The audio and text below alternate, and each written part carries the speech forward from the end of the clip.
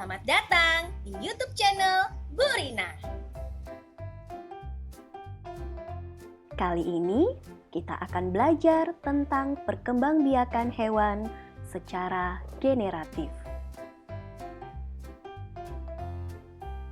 Apa itu perkembangbiakan? Perkembangbiakan adalah kemampuan makhluk hidup untuk menghasilkan individu baru yang sifatnya sama atau menyerupai induknya. Mengapa makhluk hidup berkembang biak? Makhluk hidup berkembang biak untuk mempertahankan kelestarian jenisnya agar tidak punah. Perkembangbiakan pada hewan dapat dibagi menjadi dua. Yang pertama, secara generatif atau kawin, dan yang kedua, secara vegetatif atau tidak kawin. Perkembangbiakan pada hewan secara generatif diawali dengan pembuahan, yaitu bertemunya sel kelamin jantan atau sperma dengan sel telur atau ovum. Dari pembuahan itu akan menghasilkan sigot. Sigot akan menjadi embrio atau janin, dan ketika embrio atau janin itu sudah berkembang dengan sempurna, maka akan menghasilkan individu baru. Proses pembuahan terjadi di dua tempat. Yang pertama dapat terjadi di dalam tubuh, contohnya pada hewan unggas, reptil, dan mamalia.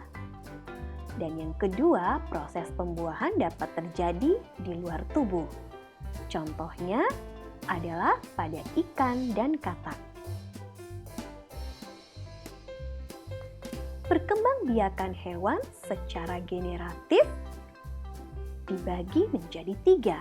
Yang pertama adalah ovipar, yaitu bertelur. Yang kedua adalah vivipar, yaitu melahirkan.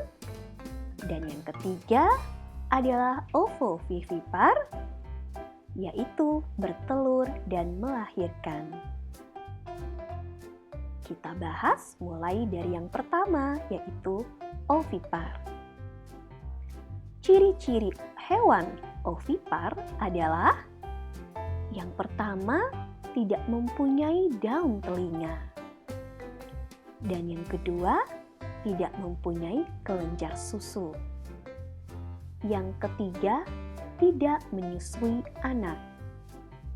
Yang keempat, umumnya hewan tersebut mengerami telurnya hingga menetas.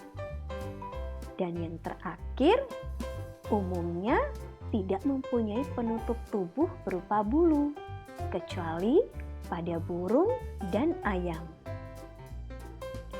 Contoh hewan yang berkembang biak secara ovipar adalah yang pertama ayam, katak, kupu-kupu, burung, ikan. Dapatkah kalian mencari lagi contohnya?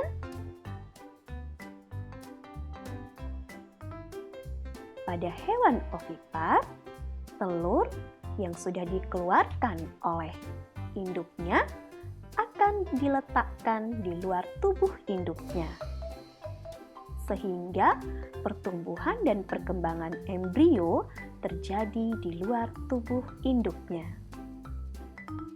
Embrio yang berada di dalam telur mendapatkan makanan melalui kuning telur atau yang disebut yolk.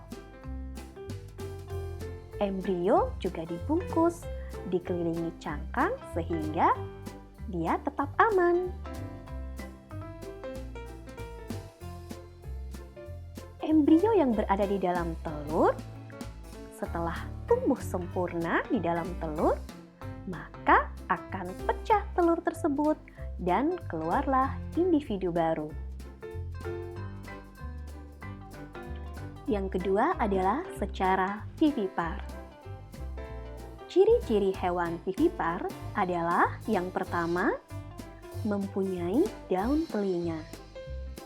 Yang kedua, memiliki kelenjar susu.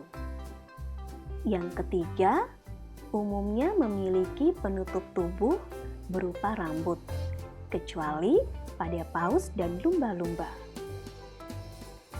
Dan yang keempat, umumnya berasal dari kelompok mamalia.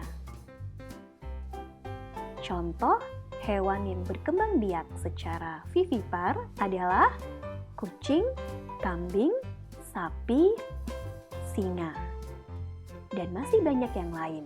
Anak-anak bisa mencarinya juga ya.